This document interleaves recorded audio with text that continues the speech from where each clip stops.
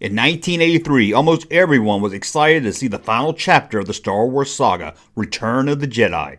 As Jedi was raking in millions at the box office, the videotape black market was scrambling to get copies of the film out to fans that just wanted to see it over and over again at home, or better yet, sell it on the streets of countries that wouldn't get the film for months later. Pirated movies had always been a big business, but thanks to the boom of video cassette recorders, now it didn't take a huge film projector and reels of film to show a pirated movie. All you needed was the reels of the film, and you could make unlimited copies to sell on the black market. Almost as soon as the film was released, movie pirates were trying to get their hands on the reels of the film. On May 26, the day after the release of the film, Columbia, South Carolina's Bush River Cinema's manager, Cal Knorr, said the film was delivered inside the theater earlier that morning, as normal, but by the time he got to work, it was gone.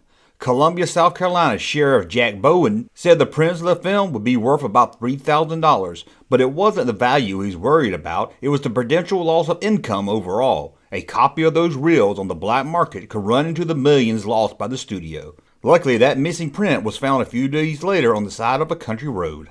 Around the same time in Santa Monica, California, as the 5 employees were closing up the theater at 11:30 at night, 2 bandits busted into the locked door, wearing clown masks. One of the 2 men pointed a handgun at them, ordered them upstairs where the projecting room was.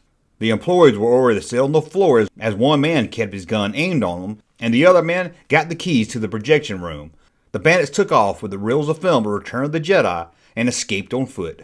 In Oakland Park, Kansas, a projectionist was leaving work when a man approached him in the parking lot with a gun and forced him to return to the movie theater and give him reels of the film. A few weeks later, the FBI would come to Oakland Park posing as wealthy people wanting to buy a 70mm print of Return of the Jedi.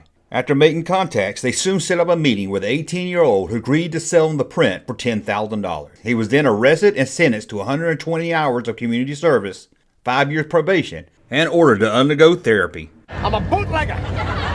What? Bootlegging a movie, baby. Well, isn't that illegal? I could do hard time for this one.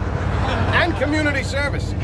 The FBI said the 18-year-old was going around to local television stations and video stores trying to sell the print. And it wasn't just the U.S. Over in the UK, a print was stolen, with 20th Century Fox offering $7,000 reward for the return and arrest of who took it.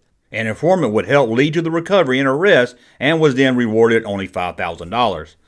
Jerry, George got arrested. What? Yeah, he went down at the Beekman. He tried to land, but they cheesed him. And back in the U.S., an FBI investigation would lead them to a warehouse with over 60 master videotapes of first-run movies. Their investigation would find that a local theater projectionist was paid $300 a week to supply the movie pirates with movies. Movie studio took prints being stolen very seriously and let the theater owners know they would be held responsible for any missing prints.